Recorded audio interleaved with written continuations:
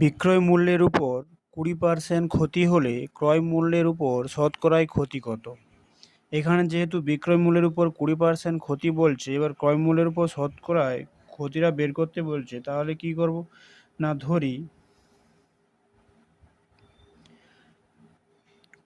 বিক্রয় মূল্য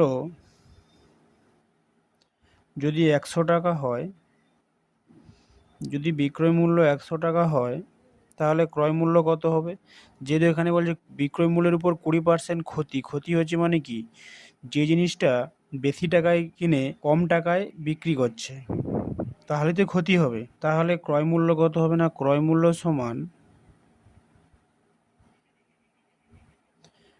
20% ক্ষতি। 100 টাকা, তার 20% ক্ষতি করলো 120 টাকা। 120 টাকাতে যেটা কেনার পর যদি আমি 100 টাকাতে বিক্রি করি তখনই আমার 20% ক্ষতি হবে। তাহলে এখানে ক্ষতি কত হলো না, ক্ষতি ইকুয়াল টু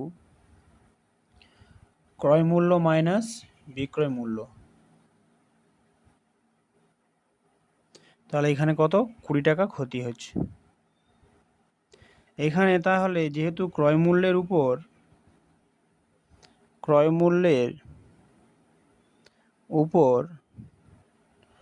ক্ষতি কত না, ক্রয় মূল্যের উপর ক্ষতি যে সূত্র থাকে তা কি থাকে না, ক্ষতি বাই ক্রয় মূল্য ইন্টু 100%।